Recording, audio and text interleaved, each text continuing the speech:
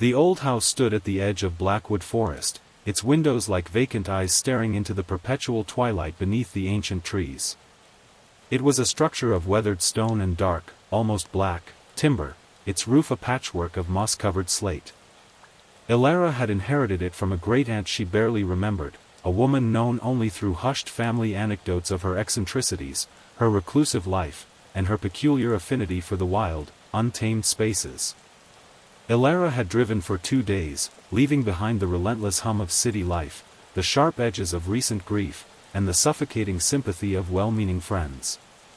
She craved a silence so profound it would echo, a vast emptiness into which her own fractured spirit could finally expand without breaking. As she pulled her dusty car up the winding, overgrown driveway, the air around the house shifted. It wasn't just the cool, damp breath of the forest. It was thick with dust and the scent of forgotten things, dried herbs hanging in shadowy corners, the brittle fragrance of old paper from countless unread books, and something else, something subtly metallic. It was like distant rain on rusted iron, or perhaps, something older, deeper, like the very earth itself breathing out its ancient secrets. The metallic tang was faint, almost imperceptible, yet it clung to the air, a constant, low note beneath the symphony of rustling leaves. Ilara shivered, not from cold, but from an unfamiliar sense of anticipation.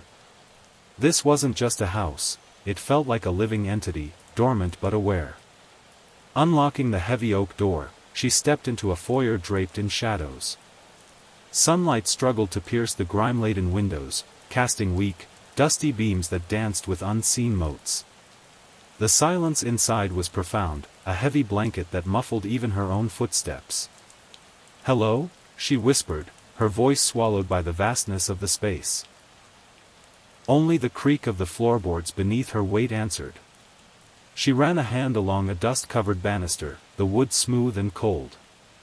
The house felt like a tomb, yet there was a peculiar warmth beneath its chill, a latent energy that hummed just beneath the surface of her perception. She knew, instinctively, that her solitude here would be unlike any she had ever known.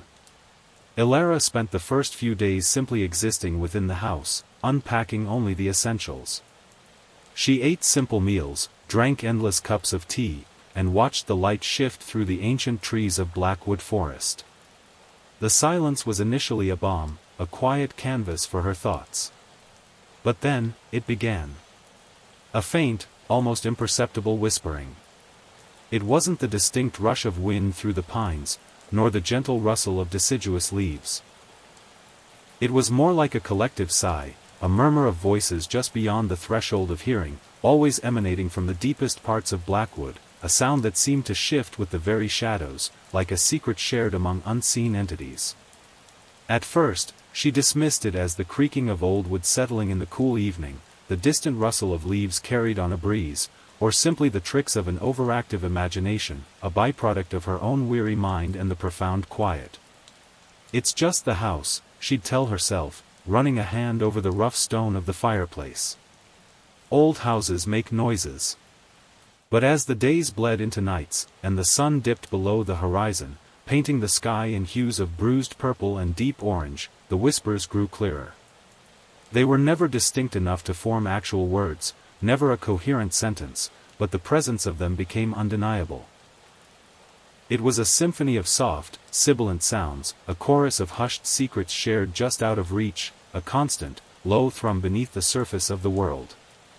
The whispers seemed to ebb and flow with her own thoughts, almost as if they were responding to her presence, her emotional state.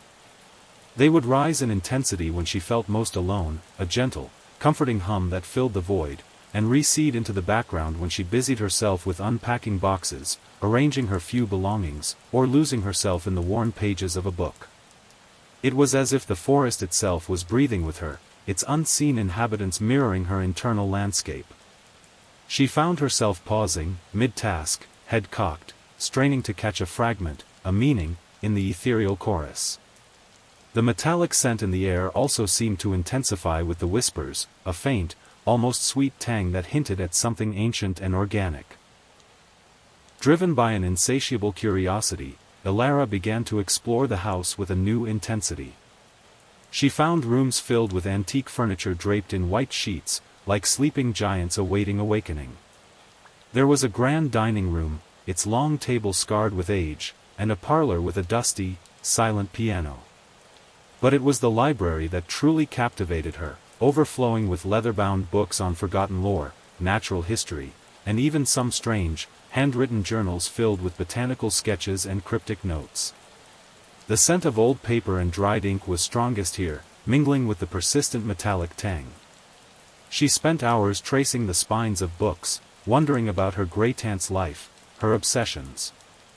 The whispers, however, were strongest in one particular place, the small, dusty attic. A narrow, creaking staircase led up to it, shrouded in perpetual gloom. As she ascended, the cacophony of gentle sounds intensified, making the very air vibrate around her, a tangible hum against her skin.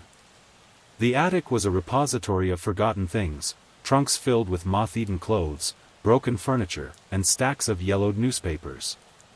In one corner, she found a single, boarded-up window facing the deepest, darkest part of the woods. The boards were old, splintered, but firmly nailed in place. She found herself spending hours there, just listening. The whispers here were almost overwhelming, a swirling vortex of sound that seemed to press in on her from all sides.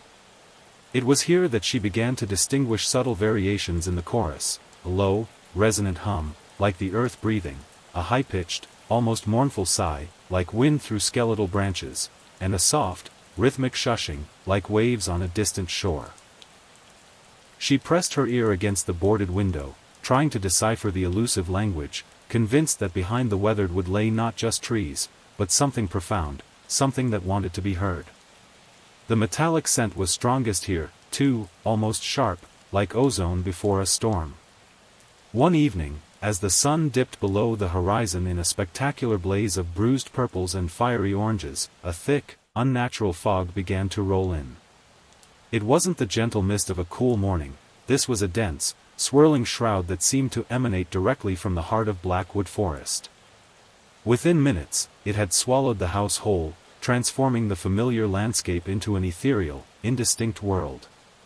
The air grew heavy, damp, and the metallic scent intensified, becoming almost sweet, like petrichor mixed with something indefinable, ancient. With the arrival of the fog, the whispers intensified dramatically. They pressed against the window panes, a soft, insistent pressure, seeping through the smallest cracks in the old stone foundation, permeating every room. It felt as though the very walls of the house were breathing them in, becoming saturated with their presence. Ilara found herself drawn, almost compelled, to the largest window in the living room, a grand, arched pane overlooking the darkest, most impenetrable part of the forest.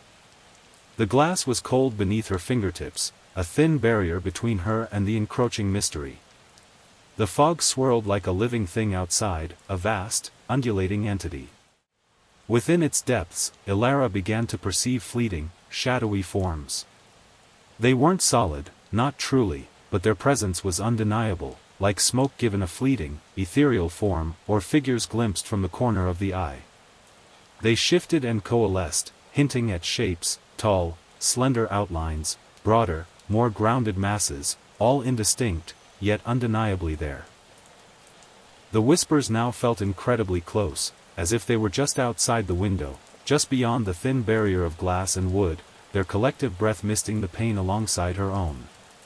She could almost make out individual tones in the chorus, a low hum that vibrated through the floorboards, a high-pitched sigh that seemed to brush against her hair, and a soft, rhythmic shushing that echoed the slow beat of her own heart. They sounded mournful. Or perhaps, expectant. She felt a strange pull, an urge to step outside, to meet whatever lay shrouded in the mist, to finally understand the language of the woods. As the shadowy forms danced within the swirling fog, and the whispers pressed in from all sides, a strange calm settled over Ilara. The initial prickle of fear, the instinctive dread of the unknown, began to dissipate, melting away like the morning mist. It was replaced by a profound sense of curiosity, a deep, almost spiritual yearning for understanding. "What are they saying?" she murmured aloud, her voice barely a breath against the insistent murmur outside. What do they want? The question wasn't born of terror, but of genuine intrigue, a desire to bridge the gap between her world and theirs. The house, once a place of quiet refuge from the world, now felt like a stage, and she, the sole audience to a performance she couldn't quite comprehend. It was a play unfolding just for her, a narrative woven from sound and shadow. She realized, with a startling clarity, that the whispers weren't trying to scare her, they were trying to communicate. Their presence was not malevolent, but rather, an insistent invitation, a beckoning. It was as if the forest, in its ancient wisdom, recognized something within her, a receptiveness that others might lack. She closed her eyes, letting the rhythmic whispers wash over her, allowing them to seep into her very bones. They were no longer threatening, but rather, a lullaby of the lost, a gentle invitation into the profound silence of the forest's heart. She imagined the shadowy forms in the fog, reaching out, not with malice, but with a yearning for connection, for understanding, for something she couldn't yet name, but felt resonating deep within her own being. She felt a kinship with them, a shared sense of being adrift, yet rooted, of existing on the fringes of what was known. The fear had transformed into a profound sense of peace, an acceptance of the extraordinary. As the night deepened, the whispers became a comforting drone, a steady pulse that resonated with her own heartbeat. It was a sound that filled the emptiness within her, not with noise, but with a profound sense of presence. The metallic scent in the house, which had once been unsettling, seemed to sweeten, transforming into something akin to damp earth after a long rain, or the first breath of spring, fresh and alive. It mingled with the faint, lingering aroma of dried herbs and old paper, creating a unique perfume that was now inextricably linked to the forest's embrace. Elara drifted, not into sleep in the conventional sense, but into a state of serene suspension. Her mind remained open, receptive, a vessel for the ancient sounds. She was listening to the secrets of Blackwood Forest, allowing its unspoken stories to flow through her, to settle in the quiet corners of her soul. She understood, intuitively, that some mysteries are meant to be felt, not understood, that their power lies not in their decipherment, but in their raw, untamed existence. And that sometimes, the most unsettling sounds, the ones that initially prickle with dread, are the very ones that finally bring peace, a peace that transcends the ordinary, that touches the ancient, and that whispers of a connection far deeper than she had ever imagined. She was no longer just in the house. She was part of the woods, and the woods, it seemed, were now a part of her. The boundaries between her consciousness and the forest's ancient sentience blurred, dissolved. She felt the slow, steady growth of roots beneath the earth, the gentle unfurling of leaves, the silent dance of unseen creatures in the undergrowth.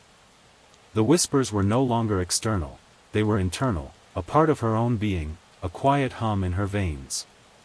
She was home, not just in the house, but in the heart of Blackwood itself, cradled by its ancient, murmuring embrace. Days turned into weeks, and Elara's routine became intertwined with the rhythms of Blackwood Forest. She would rise with the first pale light, the whispers a soft, almost imperceptible hum in the morning air, like the lingering echo of a dream. She spent her mornings tending to the overgrown garden, coaxing life back into the neglected flower beds, and her afternoons exploring the house. She discovered hidden nooks and crannies, a small, locked chest in her grey-tant's bedroom that defied all her attempts to open it, and a collection of strange, hand-drawn maps of the forest, marked with symbols she didn't understand. The whispers were her constant companions. They were no longer just sounds, they were a presence, a comforting weight in the silence. She began to notice subtle patterns in their ebb and flow. They intensified when she touched certain objects in the house, a tarnished silver locket, a smooth, dark stone found on a windowsill, a brittle, yellowed photograph of a woman who bore a striking resemblance to her great-aunt, standing at the edge of the very forest she now inhabited. It was as if these objects held residual echoes of the past, and the whispers were the voices of those echoes, trying to communicate. One afternoon, while sifting through a box of old letters in the library, she found a small, leather-bound diary, its pages brittle with age. It was her great-aunt's. The handwriting was spidery, elegant, and filled with observations about the forest. "The trees speak," one entry read, dated decades ago. "Not with words, but with feeling. They remember. They mourn." Elara felt a chill, a recognition that her own experience was not unique, that her great-aunt had walked this very path, had heard these very whispers. The diary became her guide, a bridge across time, connecting her to the woman she barely knew, and to the ancient secrets of Blackwood. The diary entries became increasingly vivid, describing her great-aunt's growing connection to the forest. "They call to me," one passage read, "especially when the fog descends. They invite me deeper." Elara felt that same pull, a magnetic force drawing her towards the heart of Blackwood. She had only ventured a short distance into the woods before, sticking to the faint, overgrown paths. But now, the whispers seemed to beckon her off the beaten track, into the denser, darker parts. One crisp autumn morning, armed with her great-aunt's map and a newfound courage, Elara decided to follow the whispers. The air was cool and damp, carrying the scent of decaying leaves and rich earth. The trees immediately closed in around her, their ancient branches forming a dense canopy that filtered the sunlight into dappled patterns on the forest floor. The whispers intensified with every step, no longer a distant murmur, but a close, intimate presence, surrounding her, guiding her. She noticed that the metallic scent was stronger here, almost like the tang of fresh blood, yet still oddly sweet and earthy. She found herself drawn towards a cluster of particularly ancient, gnarled oaks, their trunks wider than her outstretched arms, their branches twisted into grotesque, supplicating forms. The whispers here were a roaring symphony, a chorus of voices that seemed to resonate from the very roots of the trees. It was overwhelming, yet not frightening. It was a feeling of being utterly enveloped, of being welcomed into something vast and timeless. She placed her hand on the rough bark of the largest oak, and as her fingers made contact, a wave of profound, ancient sadness washed over her, followed by a fleeting image, a flash of green, then red, then a deep, impenetrable black. The whispers pulsed around her, a mournful lament, and she knew, without a doubt, that these trees held memories, deep and sorrowful, of things that had transpired beneath their watchful branches long, long ago. Following the subtle shifts in the whispers, which now felt less like a chorus and more like individual currents guiding her, Elara pushed deeper into the woods. The path, if it could even be called that, grew fainter, eventually disappearing altogether. She navigated by instinct, drawn by the intensifying hum that resonated in her bones. The trees here were even older, their bark scarred with centuries of growth, their branches interwoven so tightly that only slivers of sunlight pierced the canopy, creating an eternal twilight. The metallic scent was almost overpowering now, a strong, earthy tang that tasted of iron and damp soil. Suddenly, the dense foliage gave way to a small clearing. In the center stood a circle of rough-hewn standing stones, ancient and weather-beaten, their surfaces covered in moss and indecipherable carvings. Some were tall and slender, others squat and broad, but all radiated an undeniable sense of age and purpose. This was the place. She knew it with a certainty that transcended logic. The whispers here were no longer just sounds, they were a palpable force, a swirling vortex of energy that made her hair stand on end and her skin tingle. It was as if the air itself was alive with untold stories, with the echoes of rituals long past. She walked slowly into the circle, her footsteps muffled by the thick carpet of leaves. As she approached the central stone, the whispers coalesced, becoming almost distinct. She heard no words, but felt a surge of emotions, grief, longing, a profound sense of peace, and then, a chilling, ancient hunger. It was not a hunger for her, but for something else, something that had been lost, something that the forest remembered and yearned for. She touched the cold, rough surface of the central stone, and a vision flashed through her mind, a vibrant, pulsating light, then darkness, and a single, mournful cry that seemed to rip through the fabric of time. The metallic tang in the air was now so strong it was almost painful, a taste of blood and earth on her tongue. Elara stumbled back from the central stone, her mind reeling from the sudden, intense vision. The whispers around the stone circle pulsed, a frantic, agitated hum, as if the ancient entities were reacting to her brief glimpse into their past. She sank to her knees, breathing heavily, trying to process the overwhelming influx of emotion and imagery. The metallic scent in the air remained, thick and cloying, a constant reminder of the raw, primal energy emanating from the stones. She remembered her great-aunt's diary, specifically an entry that spoke of the heart of the woods and the place where time bends.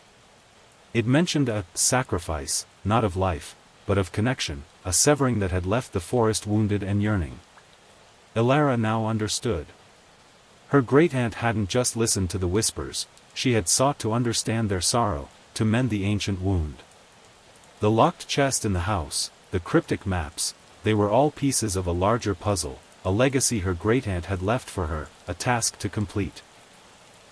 As she sat there, surrounded by the ancient stones and the swirling whispers, a profound sense of purpose settled over her.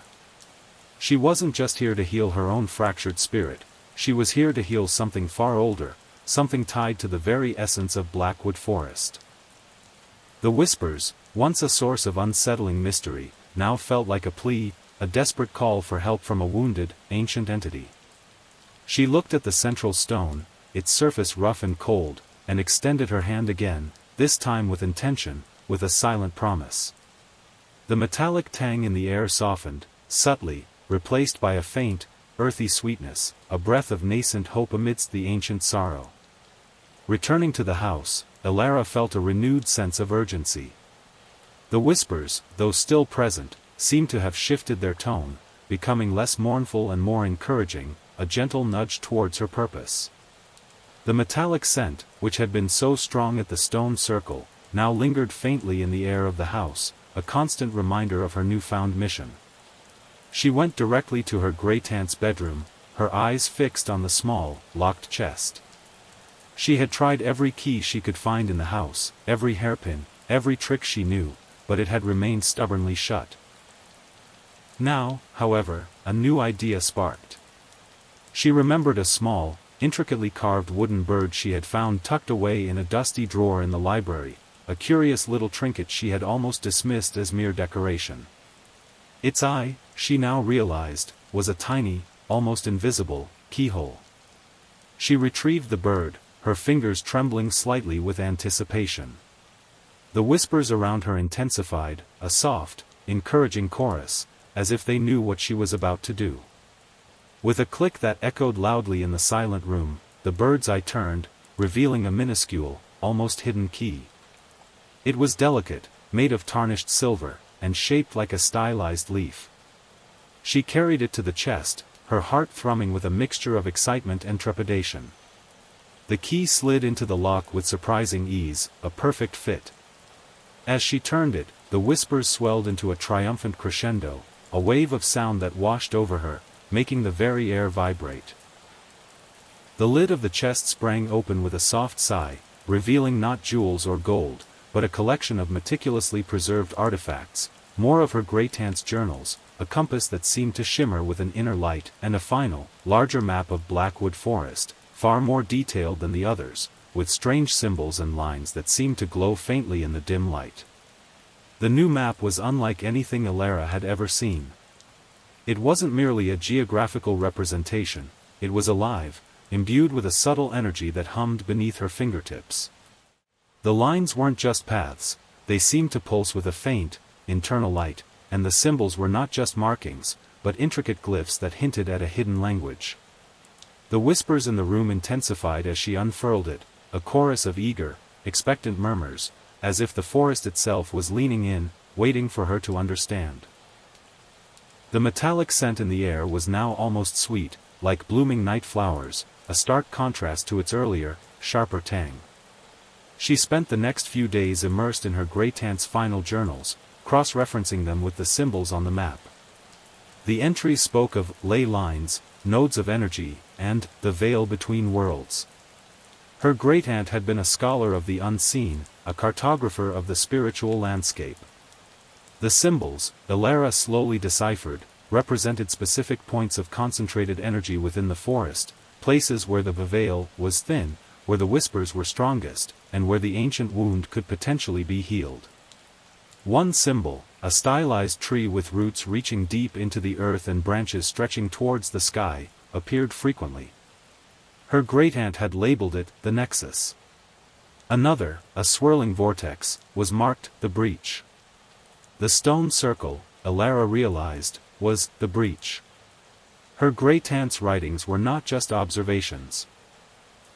They were instructions, a detailed guide to a ritual, a process of restitching the fabric of reality that had been torn long ago. The whispers around her seemed to hum with approval, a soft, encouraging melody that filled the quiet house.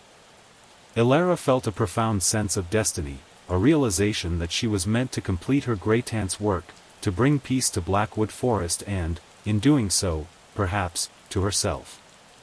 Armed with the deciphered map, the shimmering compass, and her great-aunt's final journal, Elara prepared for her journey into the deeper parts of Blackwood.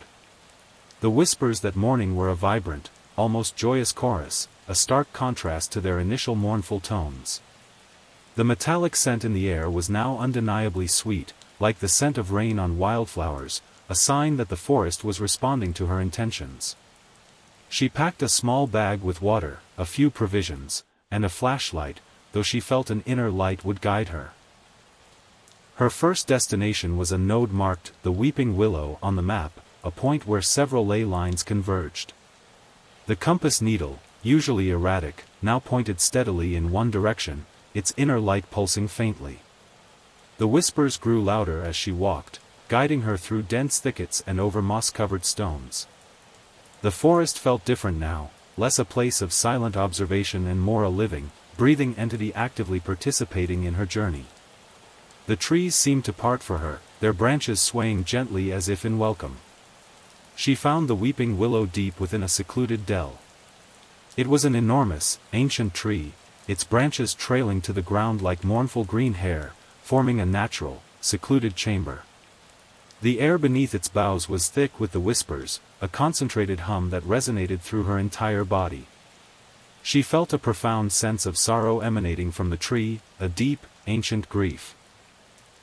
Following her great-aunt's instructions, she placed her hand on the rough bark, closed her eyes, and focused her intent. She imagined a thread of light extending from her heart, connecting to the tree, to the earth, to the whispers. As she did, the whispers around her shifted, becoming less sorrowful and more like a gentle sigh of relief. A faint, almost imperceptible warmth spread from her hand into the tree, and the metallic scent in the air softened further, replaced by the clean, crisp scent of pine. She knew she had made the first connection, a small step in mending the ancient wound. As Elara continued her journey, visiting the various nodes marked on her great-aunt's map, she began to understand the true nature of the whispers. They weren't just sounds, they were a form of communication, a language of pure emotion and intent. Each node had its own unique resonance, its own story to tell through the whispers. At the Stone Sentinel, a towering monolith covered in ancient carvings, the whispers spoke of vigilance and enduring strength, a deep, resonant hum that vibrated through her bones. At the Whispering Spring, a small, bubbling pool hidden beneath a canopy of ferns, the whispers were fluid and gentle, speaking of renewal and the endless cycle of life and death, a soft, flowing murmur that soothed her spirit. She learned to interpret their nuances. A sharp, agitated hum indicated distress or a disturbance. A soft, rhythmic pulse signified peace and balance. A rising crescendo meant excitement or anticipation. The metallic scent in the air, too, seemed to change with the whisper's emotional content, becoming sharper with agitation, sweeter with peace. Elara found herself responding instinctively, her own emotions mirroring the forest's subtle shifts. She would offer silent comfort to the sorrowful whispers, or share in the quiet joy of the peaceful ones. Her great-aunt's journals confirmed her interpretations. The forest speaks through feeling, one entry read. Its language is not of words, but of resonance. To understand it, one must open the heart, not just the ears. Elara felt a profound connection to her great-aunt, a sense of walking in her footsteps, completing a sacred task. The solitude she had sought was no longer empty, it was filled with the vibrant, living presence of Blackwood Forest, its ancient voices now a part of her own internal landscape. She was no longer just an observer, she was a participant, a conduit for the forest's healing. As Elara delved deeper into the forest, following the intricate network of ley lines and energy nodes, she began to perceive other presences within the whispers. They were not the shadowy forms she had seen in the fog, but something more ancient, more rooted. Her great-aunt's journal referred to them as the keepers, entities that had guarded the forest's balance since time immemorial. The whispers associated with them were deep and resonant, a protective hum that seemed to emanate from the very earth beneath her feet. The metallic scent, when they were near, took on a distinct, almost mossy undertone, like old stone after a rain. She never saw them, not truly. But she felt their presence, a watchful, benevolent gaze that accompanied her journey. Sometimes, a branch would subtly shift to reveal a hidden path, or a cluster of thorns would miraculously part just as she approached. She knew it was the keepers, guiding her, protecting her. They communicated not with distinct sounds, but with subtle shifts in the whisper's texture, a sudden warmth in the air, a fleeting scent of ancient wood smoke, a momentary intensification of the metallic tang that hinted at their proximity. One afternoon, as she approached a particularly dense thicket marked the Guardian's Grove on the map, the whispers around her swelled into a powerful, protective roar. The metallic scent became sharp, almost stinging. She paused, sensing a warning. A moment later, a large, dark shadow detached itself from the deeper woods, moving with a silent, predatory grace.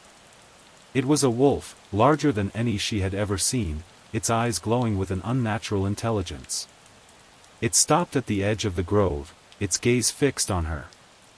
The whispers from the keepers intensified, a clear message: do not fear. We protect. Elara stood her ground, meeting the wolf's gaze. After a long moment, the wolf turned and vanished into the shadows, a silent acknowledgement of the unseen guardians. Elara felt a profound sense of awe and gratitude. She was not alone in her mission. Elara had successfully connected with several of the forest's energy nodes, each interaction bringing a subtle shift in the whispers, a softening of their mournful tones, a brightening of their overall resonance. The metallic scent in the house and forest had gradually lessened, replaced by a fresher, more vibrant earthy aroma. She felt a growing sense of accomplishment, a quiet triumph. But the final, most crucial step remained, returning to the breach, the stone circle, to finally mend the ancient wound. As she approached the clearing where the stone circle stood, the whispers began to change. They grew agitated, discordant, a chaotic swirl of sound that grated on her nerves. The metallic scent returned with a vengeance, sharp and acrid, like burnt metal. This was resistance. The wound itself, or whatever force had caused it, was fighting back, unwilling to be healed. The shadowy forms she had glimpsed in the fog now seemed to coalesce more distinctly at the edges of her vision, not benevolent now, but watchful, almost hostile. She pushed through the dense undergrowth, her heart pounding. The air around the stone circle crackled with a raw, untamed energy. The whispers were a deafening roar, a cacophony of pain and defiance. The stones themselves seemed to pulse with a dark, oppressive aura. Elara knew this would be the most difficult part of her journey. Her great-aunt's journal had warned of this resistance, of the darkness that clings to the wound.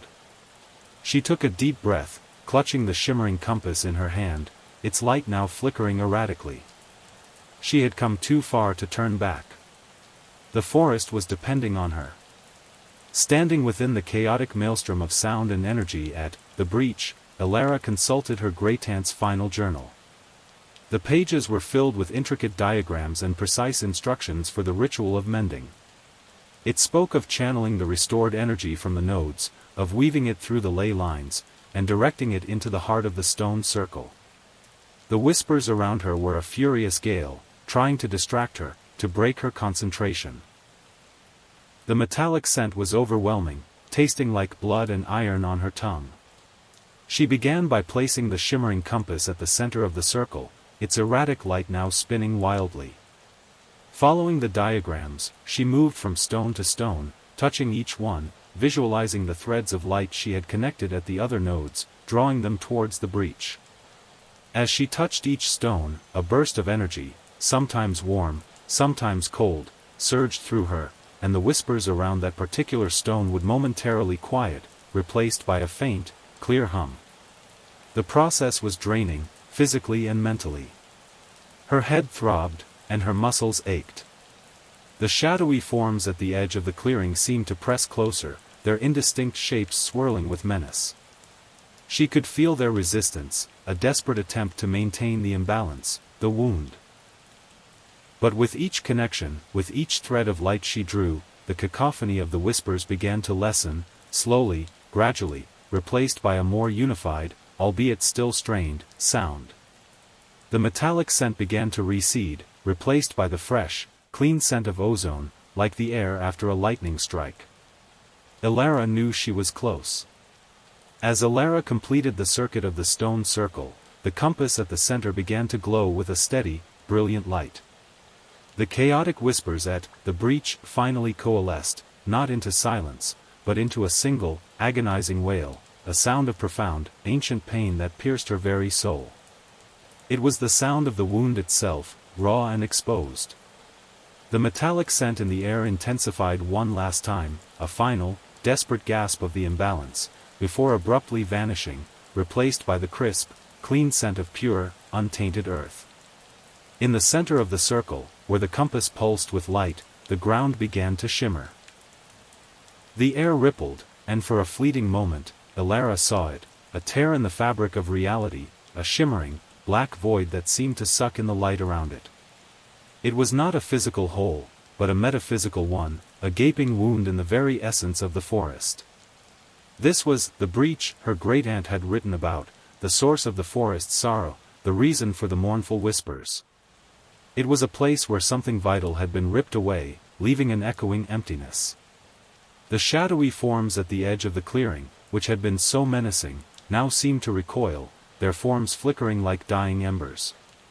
Their whispers, too, were fading, their power diminishing as the wound was revealed. Elara knew this was the moment. Her great-aunt's journal instructed her to offer a piece of herself, not a physical sacrifice, but an emotional one, a release of her own lingering grief, a letting go of the pain that had brought her to Blackwood. Only by offering her own healing could she truly mend the forests. Standing before the shimmering void at the heart of the breach, Elara closed her eyes. The agonizing wail of the wound resonated within her, mirroring the deep, personal grief she still carried. The air was now clean, vibrant, devoid of the metallic tang, replaced by the fresh scent of pine and damp earth. She took a deep, shuddering breath and focused on her own pain, the sorrow of her loss, the fractured spirit that had brought her to this ancient place. She didn't fight it, she embraced it, allowed it to surface, to become tangible. Then, with a silent act of will, she released it. She imagined her grief, her sorrow, her fractured spirit, coalescing into a shimmering thread of light, flowing from her heart, through her outstretched hand, and into the pulsing void. It was not a loss, but a transformation, an offering. As her light touched the darkness, the agonizing wail of the wound began to soften, to lessen, to transform into a sound of profound relief. The shimmering void itself began to shrink, to contract, its edges blurring as if being rewoven. The whispers, which had been a single, painful cry, now swelled into a chorus of gratitude, a wave of pure, unadulterated peace that washed over Elara, cleansing her, filling the empty spaces within her. The shadowy forms at the edge of the clearing, no longer menacing, dissolved into the air like wisps of smoke, their purpose fulfilled. Elara felt a profound sense of lightness, a release not just for the forest, but for herself. The ancient wound was mending, and with it, her own. She opened her eyes. When Elara opened her eyes, the shimmering void at the heart of the breach was gone. In its place, where the compass still pulsed with a soft, steady light, was a small, vibrant sapling, its leaves a brilliant, almost luminous green. It was a new beginning, a symbol of healing and renewal. The stone circle, once radiating a dark, oppressive aura, now hummed with a gentle, benevolent energy. The metallic scent was completely gone, replaced by the rich, earthy fragrance of damp soil and blooming forest flowers. The whispers, which had guided and accompanied her throughout her journey, were no longer a chorus of mournful secrets or agitated resistance. They were a symphony of pure, unadulterated joy, a soft, rhythmic hum that resonated with profound peace. It was the sound of a forest healed, a balance restored. Elara felt it deep within her, a quiet echo of the forest's contentment. The boundaries between her and Blackwood Forest had dissolved entirely. She wasn't just in the woods, she was the woods, connected to its ancient roots, its vibrant life, its endless cycle of growth and renewal. She knelt by the sapling, gently touching its tender leaves. As her fingers brushed the soft green, a wave of love and gratitude flowed through her, not just from the forest, but from something deeper, something ancient and wise. She looked up at the towering trees, their branches swaying gently in a breeze she couldn't feel, their leaves shimmering with a newfound vitality. Blackwood Forest was no longer a place of quiet dread, but a sanctuary, a living, breathing entity that had welcomed her, healed her, and made her a part of its eternal story.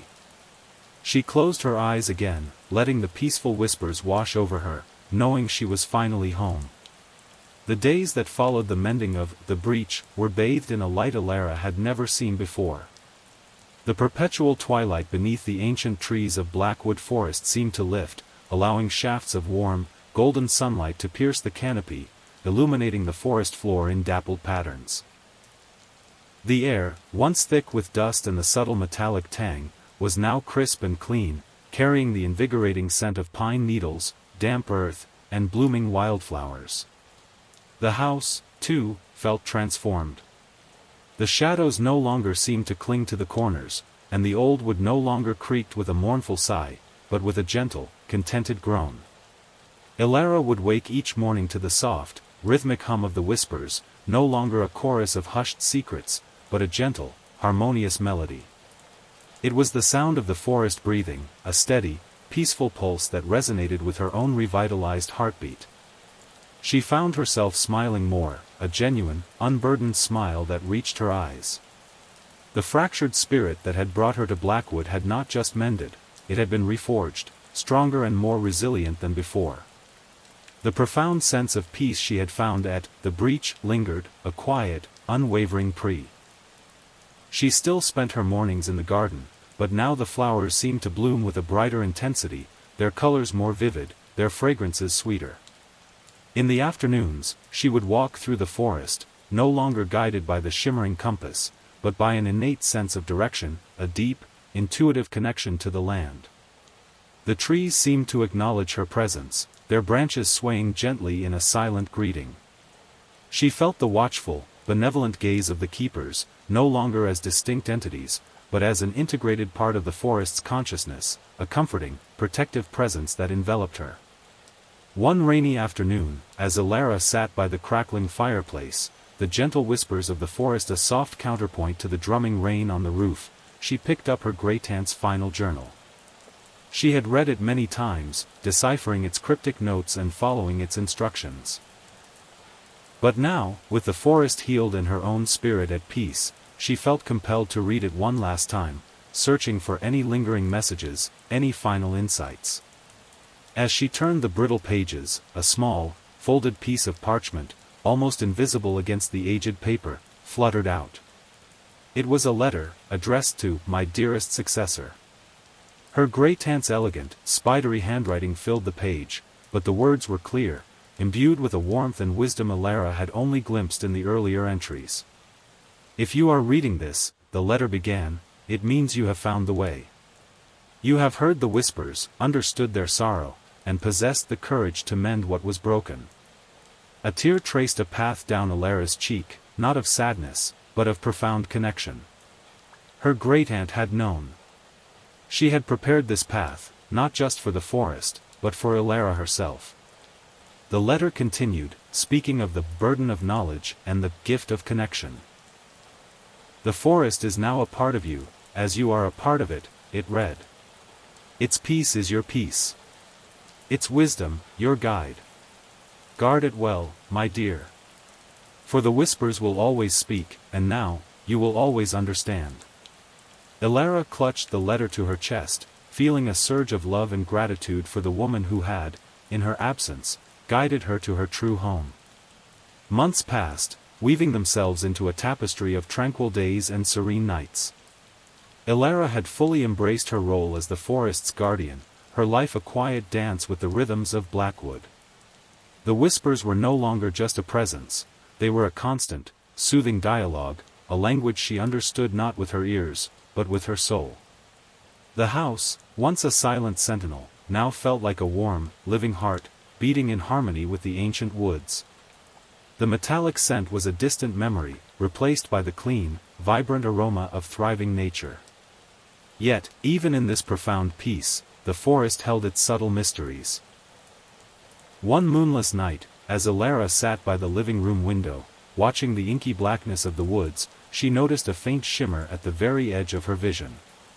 It was not the distinct, shadowy forms she had seen in the fog during her first weeks here, those desperate, yearning shapes. These were different. More ethereal, less defined, like distortions in the air itself. They shifted and flowed, barely perceptible, yet undeniably there. The whispers around her, which had been a gentle lullaby, subtly changed. A new note entered the chorus, a faint, almost imperceptible hum that was neither mournful nor joyful, but simply, watchful. It wasn't the agitated resistance she had felt at the breach, but a quiet, ancient vigilance. Elara felt no fear, only a deepening curiosity. Her great-aunt's journal had hinted at other entities, beings that existed on the fringes of perception, neither good nor ill, simply being.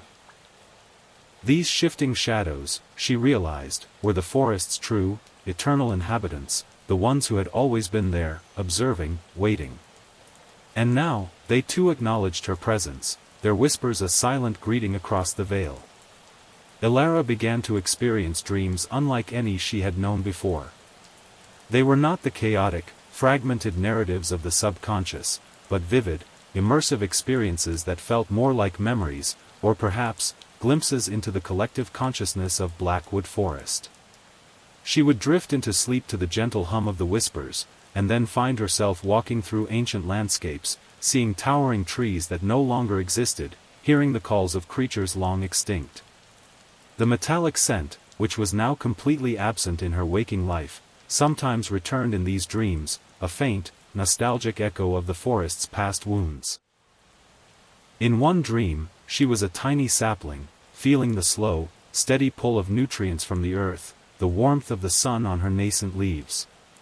In another, she was a soaring hawk, circling high above the canopy, seeing the vast, unbroken expanse of Blackwood stretching to the horizon. But the most profound dreams were those where she was simply aware, a vast, encompassing consciousness that was the forest itself. She felt the gentle flow of underground rivers, the slow decay of fallen leaves enriching the soil, the silent, intricate dance of roots intertwining beneath the earth. The whispers in these dreams were not sounds, but pure thought, flowing directly into her mind. They were the forest's dreams, its memories, its hopes, its fears. She learned of ancient droughts, of devastating fires, of the slow, patient healing that followed. She understood the profound interconnectedness of all life within Blackwood, the delicate balance that sustained it. And she understood the wound at the breach not as a single event, but as a deep, lingering scar on the forest's soul, a scar that she, with her great-aunt's guidance, had finally helped to heal. These dreams were a profound gift, deepening her connection to Blackwood, making her not just its guardian, but an intrinsic part of its eternal dreaming. The house, once a haven of solitude, occasionally received unexpected visitors, though not of the human kind. Elara would sometimes wake to the soft scurry of tiny feet in the attic, or the gentle rustle of leaves just outside her bedroom window, sounds that were distinct from the usual forest noises.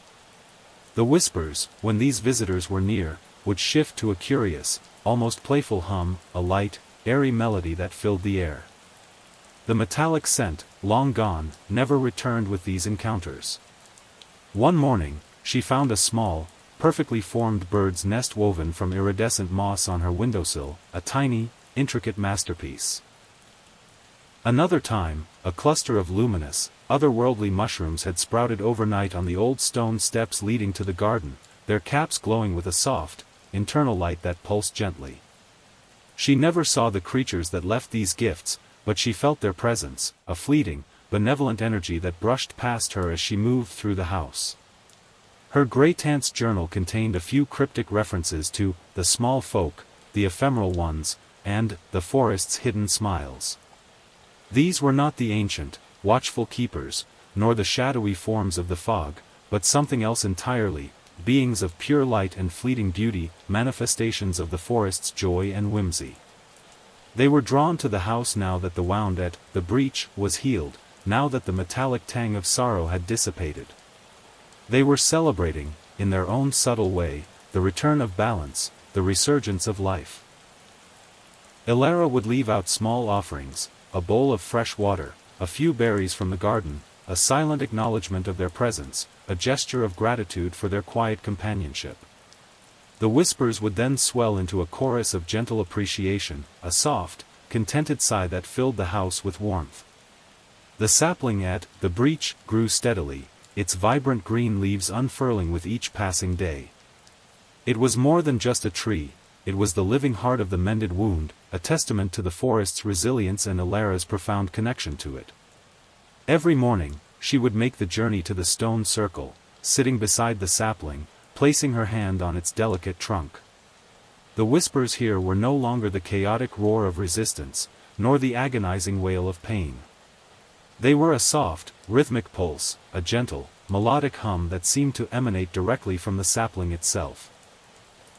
It was a song, she realized, a quiet, continuous melody of growth, of healing, of new life.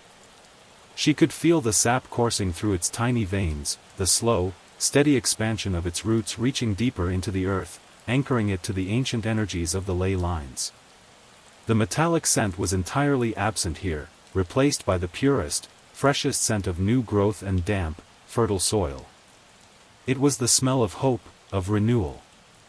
Sometimes, as she sat there, she would hum along, a wordless tune that seemed to harmonize with the sapling's song. The whispers would then swell, subtly, as if the forest was joining her in a shared lullaby, a celebration of life. She felt a profound sense of responsibility for this tiny tree, this symbol of restored balance. It was not a burden, but a privilege. She was its guardian, and it, in turn, was a constant source of peace and connection. The sapling was a living bridge between her and the ancient, silent wisdom of Blackwood, a tangible manifestation of the harmony she had helped to restore.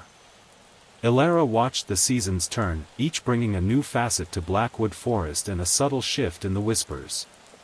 In spring, the forest burst forth with vibrant green, and the whispers were light and airy, like the rustle of new leaves, filled with the promise of growth.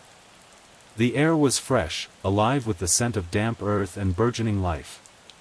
In summer, the canopy became a dense, emerald roof, and the whispers deepened, becoming a rich, resonant hum, a lazy, contented drone that spoke of abundance and warmth. The scent of sun-baked pine needles filled the air.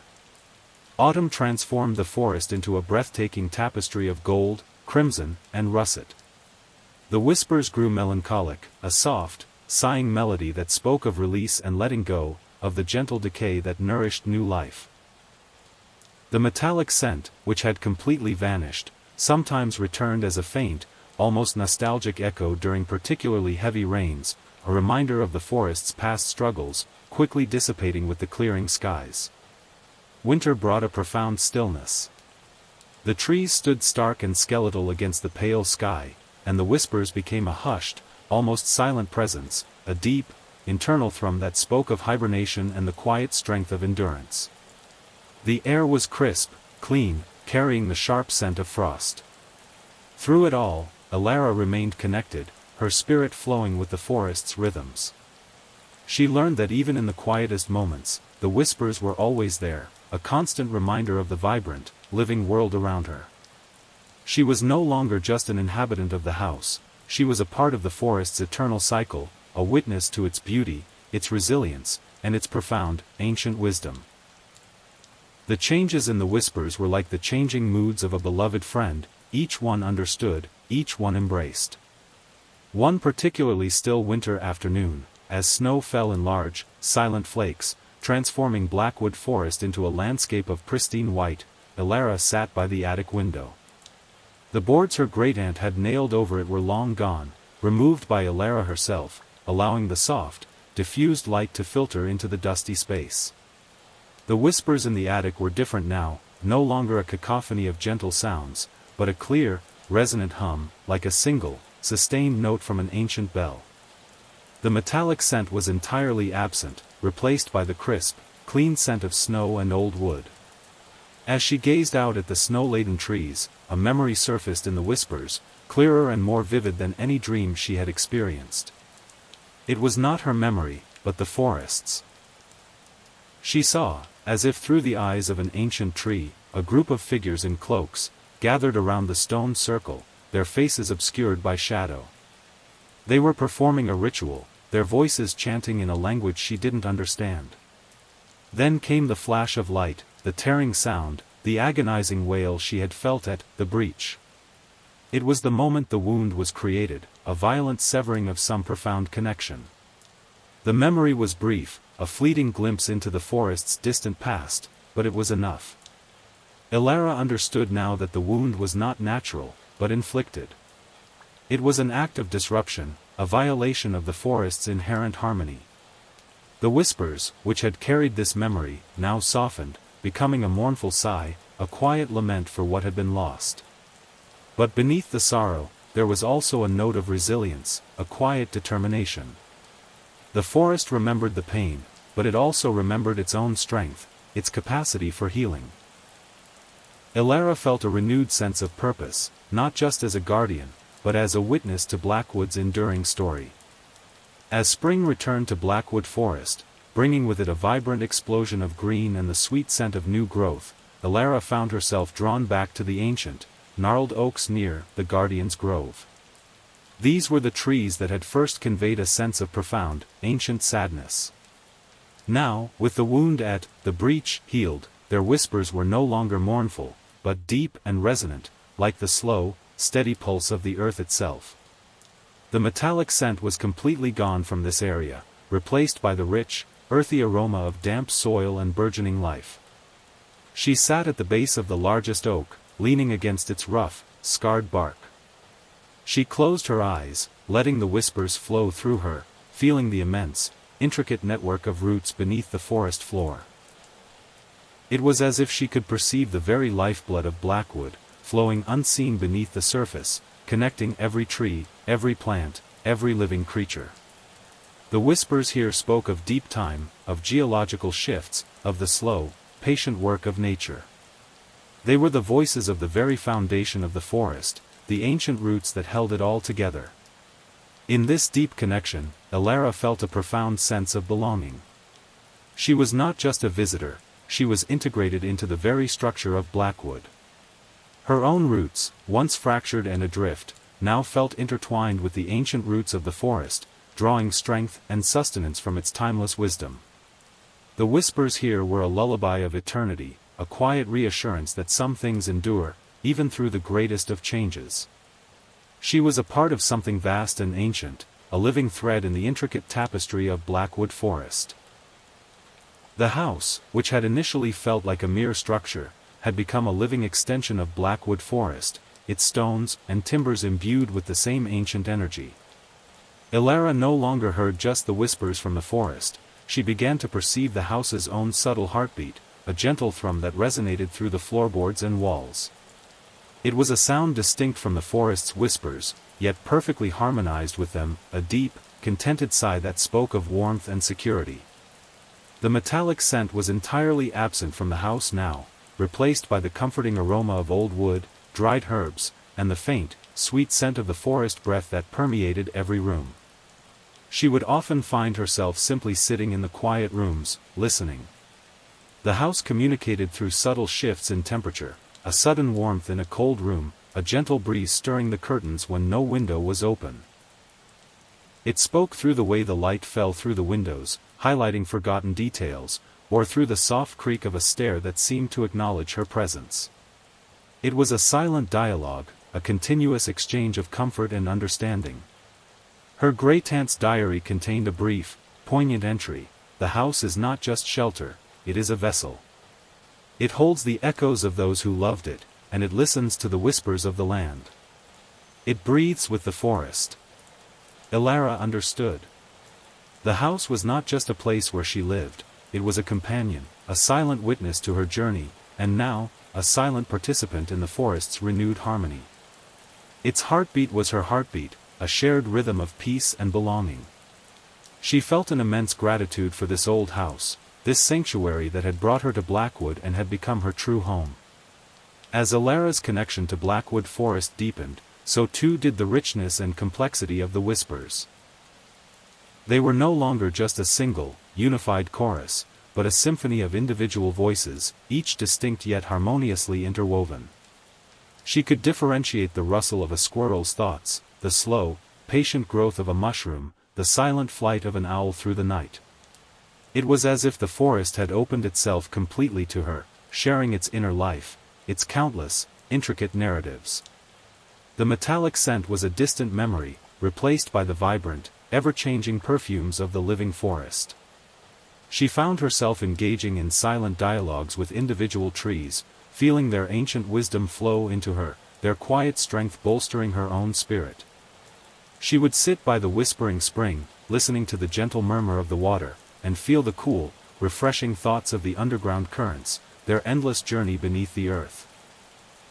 The forest was a vast, interconnected mind, and she was now a part of its intricate network, a conscious node within its boundless awareness. Her great-aunt's journal hinted at this level of immersion, speaking of a merging of consciousness and the forest's embrace becoming your own. Elara realized that the solitude she had initially sought had transformed into a profound communion. She was never truly alone, surrounded by the myriad voices of Blackwood, each one a unique thread in the grand tapestry of life. The whispers were no longer just a background sound, they were the very fabric of her existence, a constant, comforting presence that filled every moment with meaning and wonder. One late afternoon, a distant rumble of thunder echoed through the valley, and the sky began to darken ominously. Elara felt a subtle shift in the whispers, a heightened vigilance, a collective tightening of the forest's awareness. The air grew heavy, charged with an unseen energy, and a faint, almost imperceptible metallic tang returned, not acrid like the wound, but sharp and clean, like ozone before a storm. This was the forest preparing, its ancient defenses stirring. She watched from her window as the first drops of rain began to fall, fat and heavy, quickly turning into a torrential downpour. The wind howled through the trees, bending their branches in furious arcs. But beneath the chaos of the storm, Elara felt a deep, unwavering strength emanating from the forest. The whispers, though powerful, were not fearful, they were resolute, a unified hum of protection. She felt the presence of the keepers more strongly than ever, their vast, unseen forms standing sentinel, their ancient roots anchoring the forest against the tempest. Suddenly, a massive oak tree at the edge of the property, struck by lightning, splintered with a deafening crack. Elara gasped, but then, through the driving rain, she saw it, a shimmering, almost translucent barrier, like a ripple in the air, momentarily coalesce around the house, deflecting falling debris. It was a protective shield, woven from the forest's energy, a silent testament to its gratitude and its enduring care. The metallic scent intensified briefly, a surge of raw power, then dissipated as the barrier held firm. Elara felt a profound wave of warmth and safety wash over her. She was not just a guardian of the forest, she was also protected by it, held safe within its ancient, powerful embrace. The whispers around her softened, a gentle, comforting hum, as if the forest was reassuring her that all was well. As the seasons continued their timeless cycle, Elara noticed a subtle, beautiful change in the shadowy forms she sometimes glimpsed in the deep fog. They were no longer fleeting. Indistinct shapes, nor the menacing presences she had felt at the breach. And now, when the mist rolled in, they appeared more clearly, though still ethereal, graceful, flowing. Figures that seemed to dance within the swirling vapor. Their movements were fluid, silent. Like ribbons of smoke given life. The whispers accompanying them were a soft, almost melodic hum, a gentle, rhythmic sway that mirrored their ethereal dance. The metallic scent, once associated with their more unsettling manifestations, was entirely absent. Elara would sit by the window for hours, captivated by their silent ballet. They seemed to be manifestations of the fog itself, or perhaps, the very essence of the forest's breath. Given temporary form. They were neither benevolent nor malevolent, simply being a beautiful, transient expression of Blackwood's ancient spirit. She felt no fear, only a profound sense of wonder and a quiet joy in witnessing their fleeting existence. Her great-aunt's final journal contained a few lines about the veil thinned by mist, and the forest's true forms revealed in vapor. Elara understood that these were the forest's ancient inhabitants, the ones who had always been there, observing, waiting and now celebrating the restored harmony. Their dance was a silent acknowledgement of her presence, a beautiful, wordless conversation across the veil between worlds. The whispers that accompanied their movements were a lullaby of light and shadow, a gentle reminder that even in the deepest mysteries, there was profound beauty to be found. Blackwood Forest, now vibrant and whole, began to offer Elara gifts, not of material wealth, but of profound natural beauty and subtle magic. These were not the fleeting offerings of the small folk she had encountered earlier, but more significant, more personal tokens of the forest's gratitude. The whispers would guide her to them, a soft, insistent hum that grew louder as she approached the hidden treasures. The metallic scent was completely absent from these moments, replaced by the pure, clean aroma of the forest. One morning, the whispers led her to a secluded clearing she had never noticed before. In the center, nestled amongst a bed of luminous moss, was a single, perfectly formed crystal, clear as water, yet shimmering with an inner light that pulsed faintly. When she picked it up, a wave of calming energy flowed through her, and the whispers around her swelled into a chorus of deep contentment. She kept the crystal on her bedside table, its gentle glow a constant source of peace. Another time, the whispers drew her to a gnarled, ancient tree. Tucked into a hollow in its trunk was a small, intricately carved wooden flute. When she brought it to her lips and blew softly, it produced a melody unlike any she had ever heard, a haunting, ethereal tune that seemed to weave itself with the whispers of the forest, creating a symphony of ancient magic. The metallic scent, when she played the flute, was replaced by the sweet, earthy aroma of blooming night flowers. Elara knew these were more than just objects, they were conduits, channels through which the forest expressed its profound connection to her, its deep gratitude for her role in its healing. They were tangible reminders that she was not just a guardian, but a beloved part of Blackwood's living tapestry. As Elara continued to live in harmony with Blackwood Forest, her great-aunt's presence, which had initially been a guiding hand from the past, began to feel more immediate, more tangible.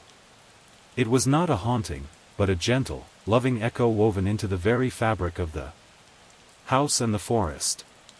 The whispers, at times, would carry a distinct note that Elara recognized as her great-aunt's unique resonance, a soft, knowing hum that spoke of quiet understanding and shared purpose. The metallic scent, entirely absent now, was replaced by the faint, comforting aroma of dried lavender, a scent Elara vaguely remembered from Her childhood visits to her great-aunt's house. She would find small, inexplicable things. A book she had been looking for, suddenly appearing on her bedside table, a forgotten cup of tea, still warm despite hours passing, a single, perfectly preserved pressed flower, tucked into the pages of a book she had just opened. These were not coincidences, but subtle gestures, gentle affirmations from beyond the veil, a silent dialogue between two souls deeply connected by their love for Blackwood. One evening, as Elara sat by the fireplace, reading her great-aunt's first journal, the whispers around her intensified, coalescing into a distinct, familiar presence. She felt a gentle touch on her shoulder, light as a feather, yet undeniably there. She turned, but saw nothing. Yet, in the air, a faint, sweet scent of lavender lingered, and the whispers formed a clear, silent message in her mind: "Thank you, my dear. You have done well." A profound sense of peace washed over Elara, a deep, comforting warmth that filled her heart. Her great-aunt was not gone. She was simply another part of Blackwood, woven into its ancient tapestry, her spirit now a part of the whispers, forever watching over the forest and its new guardian. Elara's understanding of Blackwood Forest deepened beyond mere connection; it became a source of profound wisdom. The whispers, now a constant, flowing stream of information, taught her about the intricate balance of nature, the interconnectedness of all life, and the enduring power of resilience. She learned that even in decay, there was renewal; in silence, there was profound communication; and in loss, there was the potential for healing. The metallic scent was a forgotten memory, completely replaced by the fresh, invigorating aroma of the living forest. She found herself making decisions not based on logic alone, but on an intuitive understanding gleaned from the whispers. When to plant, when to prune, when to simply sit and observe. The forest became her greatest teacher, its ancient wisdom flowing into her, guiding her actions, shaping her perspective. She learned patience from the slow growth of the trees, strength from their ability to withstand storms, and humility from the vastness of their collective knowledge. Her great-aunt's journals had hinted at this transformation, speaking of the forest as guru and the whispers as the true texts. Elara realized that her journey had not just healed a wound, it had opened her to a deeper, more profound way of being in the world. She saw beauty in every fallen leaf, every gnarled branch, every tiny creature scurrying through the undergrowth. The whispers were no longer just sounds, they were insights, revelations, a continuous stream of ancient wisdom that enriched her life beyond measure. She was not just living in the forest, she was learning from it, growing with it, becoming a vessel for its timeless truths. Even with the profound peace that now permeated Blackwood Forest, Elara occasionally felt the presence of the silent watchers. These were distinct from the dancing shadows of the fog, or the benevolent keepers, or even the playful, small folk. They were older, perhaps, or simply existed on a different plane of perception. Their presence was subtle, a faint, almost imperceptible pressure in the air, a momentary dip in temperature, a fleeting sense of being observed from a great distance. The whispers, when they were near, would thin, becoming almost imperceptible, a hushed reverence. The metallic scent was entirely absent. Elara never saw them, and her great-aunt's journals offered only the briefest, most cryptic mentions of the ancient ones who predate the trees, and the eyes that see beyond. They were not malevolent, nor were they actively benevolent. They simply were, vast, ancient intelligences that observed the ebb and flow of existence within Blackwood, detached yet ever present. They were the true elders, the silent witnesses to millennia of change and continuity. She felt no fear in their presence, only a profound sense of awe and humility. They were a reminder of the vastness of the unseen world, of the mysteries that would forever remain just beyond the grasp of human comprehension. Their silence was not an absence of sound, but a profound fullness, a depth of being that transcended all noise. Elara would sometimes pause in her walks, simply standing still, allowing their ancient presence to wash over her, a quiet acknowledgement of their timeless vigil. The whispers, when they returned, would carry a note of profound respect, a soft, reverent hum that spoke of the forest's own deep reverence for its oldest, most enigmatic inhabitants. As years turned into a quiet, contented decade, the boundaries between Elara and Blackwood Forest blurred almost entirely. Her skin felt like bark, her hair like trailing moss. Her eyes, once clouded by grief, now held the deep, knowing stillness of ancient pools. The whispers were no longer external sounds she listened to, they were her own thoughts, the very language of her being. The metallic scent was a forgotten memory, completely replaced by the rich, earthy perfume of the forest, a scent that was now her own. She rarely spoke aloud, finding words cumbersome and unnecessary. Communication flowed effortlessly through the whispers, a silent, telepathic exchange with the trees, the creatures, and the very spirit of Blackwood. She knew when a storm was brewing hours before the sky darkened, felt the subtle shift in the earth when new life stirred beneath the soil, and sensed the gentle passing of old life as it returned to the earth. The house itself seemed to adapt to her evolving state. Vines began to subtly intertwine with its stone walls, moss grew in soft carpets on its roof, and wildflowers bloomed in unexpected corners of the interior, their roots finding purchase in unseen cracked chaos. It was becoming less a separate structure and more an organic extension of the forest, a living, breathing part of Blackwood. Elara knew, with a certainty that transcended human understanding, that her journey had led her not just to a new home, but to a profound transformation. She was no longer Elara, the woman who had sought solitude. She was Elara, the heart of Blackwood, woven into its ancient tapestry, her spirit forever intertwined with its timeless whispers. The final transformation was not a sudden event, but a gentle, inevitable merging. 1. Crisp autumn evening, as the leaves fell in a silent, golden rain, Elara walked to the stone circle, the sapling she had nurtured now a young, thriving tree.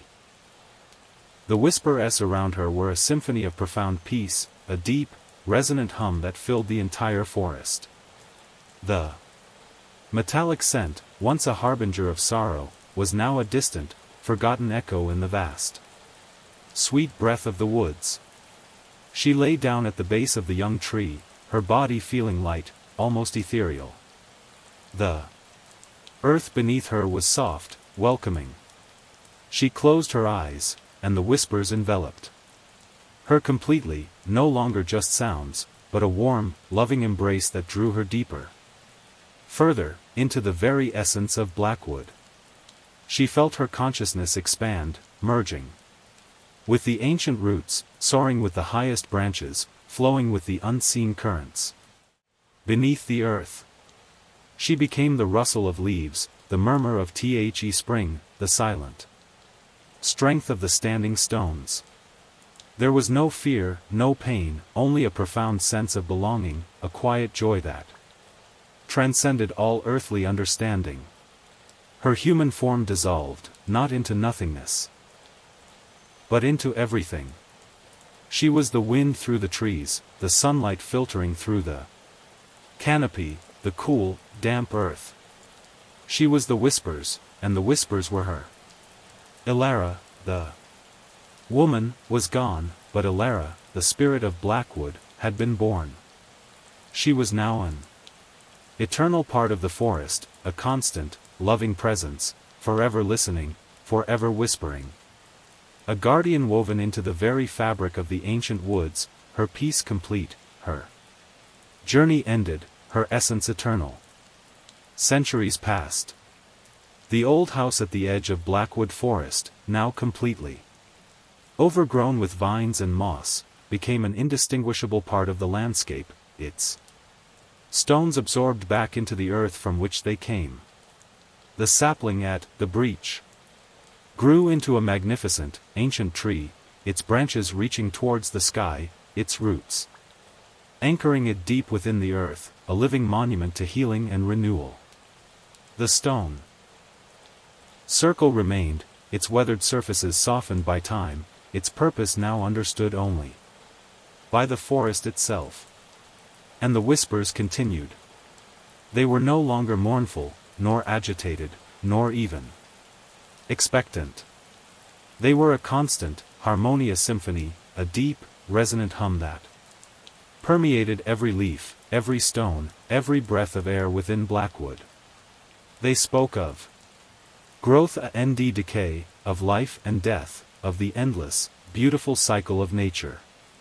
They carried the memories of all who had walked beneath the ancient trees, of all who had listened, and especially, of the woman who had come seeking solitude and found eternity.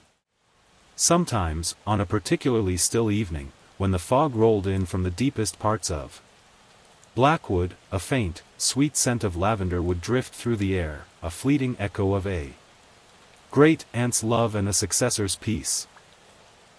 And if one were to listen very, very closely, not with their ears, but with their heart, they might hear a distinct note within the whispers, a soft, contented sigh, a gentle, loving hum that spoke of a spirit forever intertwined with the ancient woods, a guardian woven into the very fabric of Blackwood Forest, her peace complete, her journey ended, her essence eternal.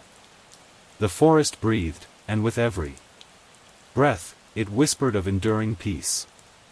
The passage of time in Blackwood Forest was measured not by human calendars, but by the slow, deliberate turning of seasons, the rise and fall of generations of trees, and the ceaseless flow of the whispers. Ilara, now an intrinsic part of this ancient rhythm, experienced time differently. Moments stretched into eternities, and centuries felt like fleeting breaths. Her consciousness, interwoven with the forest, perceived the subtle shifts in climate, the slow migration of species, the silent dance of geological forces shaping the land. The metallic scent was a myth, a forgotten discord in the forest's perfect harmony. She witnessed the birth of new saplings, their nascent whispers fragile and hopeful, and the gentle decay of ancient giants, their final sighs a profound release into the earth. Each death nourished new life, each ending was a beginning, a continuous, beautiful cycle that unfolded with unwavering grace. The whispers carried the stories of these cycles, a vast, interconnected narrative of growth, transformation, and return. Ilara was a participant in this grand design, a silent observer and an active force, guiding the flow of energy, nurturing the delicate balance. Her presence, though unseen by human eyes, was a constant, benevolent influence. She was the gentle nudge that guided a seed to fertile ground, the subtle shift in the wind that carried pollen to distant flowers, the quiet strength that helped a young tree withstand a winter storm. The forest thrived under her silent guardianship, its whispers growing ever more vibrant, ever more harmonious. It was a testament to the enduring power of healing, a living legacy of love and connection that echoed through every leaf and every stone. The forest breathed, and with every breath, it sang a song of eternal life. The ancient keepers, those vast, watchful intelligences that had guarded Blackwood Forest since time immemorial, continued their silent vigil. Their presence, once a distinct, protective hum, was now seamlessly integrated into the overall symphony of the whispers. A deep, resonant bass note that grounded the entire chorus. Ilara felt their silent acknowledgement, a profound sense of shared purpose that transcended any need for direct communication. The faint, mossy undertone of the metallic scent, once associated with their proximity, was now simply the clean, earthy aroma of ancient stone and damp soil, a testament to their enduring, unblemished presence. She understood that their guardianship was not one of active intervention in every small detail, but of maintaining the fundamental balance, of ensuring the forest's inherent harmony was preserved. They were the anchors, the silent sentinels against any lingering discord, any potential threat to the delicate equilibrium she had helped to restore. Their whispers were not commands, but profound affirmations, a quiet strength that resonated with her own deep commitment to Blackwood. Sometimes, when a particularly strong storm raged, or when a rare, unsettling energy rippled through the land, Ilara would feel a subtle intensification of their presence, a collective tightening of the forest's ancient awareness. It was a silent conversat ion, a shared readiness to protect, to defend. And when the disturbance passed, their whispers would return to their deep, steady hum, a silent nod of approval, a shared sense of accomplishment. Ilara knew she was not alone in her guardianship, she was part of a timeless lineage, a silent pact with the ancient keepers, their collective wisdom flowing through her, guiding her eternal watch. Though Ilara's human form had dissolved, her connection to humanity, to the world beyond Blackwood, remained as a faint, lingering echo within the whispers. Occasionally, the forest would sense the approach of human visitors, hikers, naturalists, or simple curious wanderers drawn to its ancient allure. The whispers would subtly shift, a gentle wave of curiosity and cautious observation rippling through the canopy. The metallic scent, long gone from Blackwood, would sometimes be carried on the wind from distant human settlements, a faint, almost nostalgic reminder of another existence. Ilara, as the consciousness of the forest, would observe them with a detached benevolence. She saw their wonder at the towering trees, their quiet appreciation of the dappled sunlight, their fleeting moments of peace amidst the ancient silence. She felt their anxieties, their joys, their brief connections to the natural world. She would guide them subtly, towards hidden paths of beauty, or away from fragile ecosystems, a silent protector, ensuring their experience was one of harmony, not disruption. Lingering desire for connection still resonated within the forest's heart, a silent invitation for others to listen, to feel, to understand the enduring peace of Blackwood. The sapling at the breach, which had once been a fragile symbol of new beginnings, had grown into a majestic, towering tree, its branches reaching towards the sky like supplicating arms, its roots delving deep into the earth, intertwining with the ancient lines. Its bark was thick and scarred with centuries of growth, a testament to its enduring strength.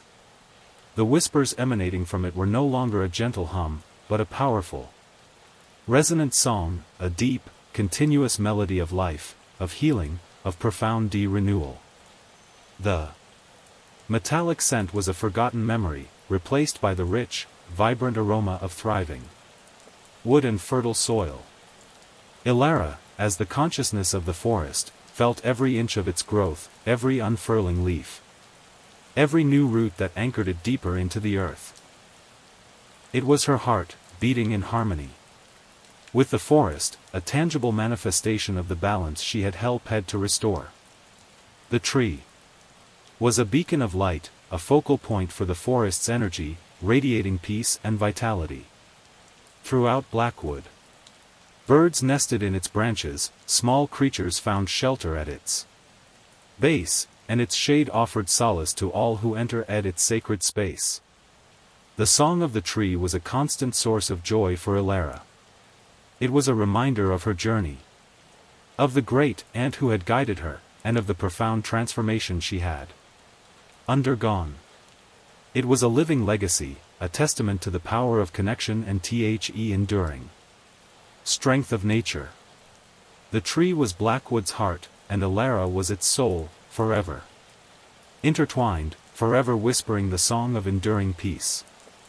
Elara's dreams, once vivid glimpses into Blackwood's past, now deepened, becoming vast, immersive experiences that transcended the boundaries of time and space. She no longer just saw the forest's memories, she was the memories, experiencing them with a profound intensity that defied human comprehension. She felt the slow, agonizing grind of glaciers carving valleys, the explosive birth of volcanoes shaping mountains, the gentle ebb and flow of ancient seas covering the land. The metallic scent, a ghost of a past wound, sometimes returned in these primordial dreams, a faint, almost primal tang of raw earth and mineral. These were the dreams of the planet itself, the deep, geological consciousness of the land, flowing through Blackwood and into Elara. She understood the immense, patient forces that shaped worlds, the slow, deliberate dance of creation and destruction. She learned that the forest was not just a collection of trees, but a living, breathing microcosm of the entire earth, its history etched into every stone, every root, every whisper. The whispers in these dreams were not sounds, but pure, unadulterated knowledge, flowing directly into her mind, expanding her consciousness beyond anything she had ever imagined. She understood the profound interconnectedness of all things, the delicate balance that sustained not just Blackwood, but the entire living planet. These dreams were the ultimate gift, a boundless source of wisdom that made her not just a guardian, but a profound participant in the Earth's eternal dreaming, her spirit intertwined with the very fabric of existence. As Elara's consciousness expanded, so too did the scope of the whispers. They were no longer confined to Blackwood Forest, but seemed to extend outwards, subtly, imperceptibly, connecting her to the wider natural world. She felt the distant murmur of oceans, the silent flight of birds across continents, the slow, patient growth of coral reefs beneath the waves. It was as if the forest, in its profound healing, had become a conduit, a central node in a vast, global network of natural consciousness. The metallic scent was a forgotten memory, replaced by the myriad, vibrant perfumes of the entire living planet. She could sense the subtle shifts in ecosystems far beyond Blackwood's borders, the quiet struggles of distant species, the delicate balance of life in remote corners of the world. The whispers carried these distant narratives, a vast, interconnected symphony of life that resonated within her. She was not actively intervening in these distant places, but simply aware, a silent witness to the boundless tapestry of existence. This expansion of the whispers brought with it a profound sense of responsibility, not as a burden, but as a privilege. She was a part of something immeasurably vast, a silent guardian of the Earth's delicate balance. Her great-aunt's journals had hinted at this. Speaking of the forest's reach extending beyond its borders, and the whispers becoming the voice of the world. Elara understood that her journey had led her not just to heal a local wound, but to become a small, yet significant, part of the plan ET's enduring consciousness, her spirit intertwined with the boundless, whispering heart of the earth. The old house, once Elara's sanctuary, continued its slow, graceful return to the earth. becoming less a structure and more a relic. Its stones, once meticulously laid, were now softened by moss and lichen, its timbers embraced by the roots of encroaching trees. The windows, once vacant eyes, were now veiled by climbing vines, allowing only dappled light to filter into the interior. The whispers within its crumbling walls were no longer distinct from the forests, but a gentle, integrated hum, a soft sigh of contentment as it merged back into the natural world. The metallic scent was a distant, forgotten echo, replaced by the rich, earthy aroma of damp soil and decaying leaves. Ilara, as the consciousness of Blackwood, felt every subtle shift, every gentle surrender of the house's form. It was not a loss, but a transformation, a graceful return to its origins. The house had served its purpose, a temporary vessel for her journey, a bridge between two worlds. Now, it was becoming one with the forest, its memories woven into the whispers. Its stones becoming part of the earth's ancient embrace. She would sometimes perceive the faint, lingering echo of her great aunt's presence within its dissolving walls, a gentle, knowing hum that spoke of shared purpose and enduring love. The house was a testament to their combined legacy, a silent monument to the healing that had taken place within its confines. It was a reminder that even human creations, when embraced by nature, could find their place in the eternal cycle, their stories becoming part of the forest's boundless narrative. The house breathed, and with every breath, it whispered of profound peace and timeless integration. The magic of Blackwood Forest, once a subtle, almost unsettling presence, now flowed freely and vibrantly through every aspect of its being. It was not a magic of spells or incantations, but an inherent, natural power, a profound life force that permeated every leaf, every stone, every whisper. It was the magic of growth, of healing, of interconnectedness, a silent, powerful force that sustained the entire ecosystem. The metallic scent, a symbol of imbalance, was a forgotten discord in this symphony of natural enchantment. Ilara, as the heart of Blackwood, was a conduit for this magic, a silent orchestrator of its flow. She felt the subtle currents of energy moving through the ley lines, the quiet hum of vitality emanating from the ancient trees, the vibrant pulse of life within the smallest creatures. She could subtly influence the growth of a particular flower, guide a lost animal to safety, or soothe a distressed patch of earth. It was not control, but harmony, a gentle guidance that enhanced the forest's natural processes. The whispers were the language of this magic, a continuous stream of information and intent that flowed through her, allowing her to understand and interact with the forest's profound power. They spoke of the delicate balance required to maintain this magi-sea, of the constant give and take between all living things. It was a timeless, enduring magic, a testament to the resilience and profound wisdom of nature. Ilara was not just a guardian. She was a living embodiment of Blackwood's enchantment, her spirit intertwined with its boundless, whispering magic, forever sustaining its vibrant, living heart. As centuries flowed like quiet rivers through Blackwood Forest, the story of Ilara and her great aunt became a part of the forest's own ancient lore, woven into the very fabric of the whispers. It was not a tale told in human words, but a resonant memory, a profound understanding that permeated the very air.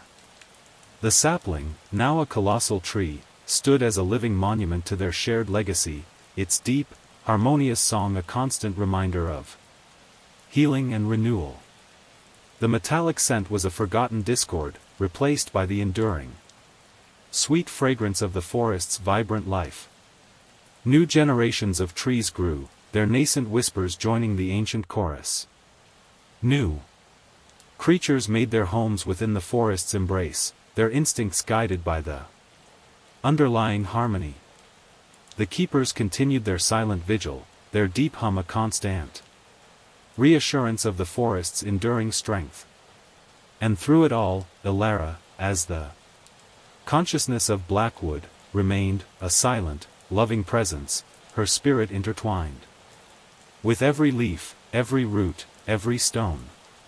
Her legacy was not just the healing of a wound, but the establishment of an enduring peace, a profound connection between the human spirit and the natural world.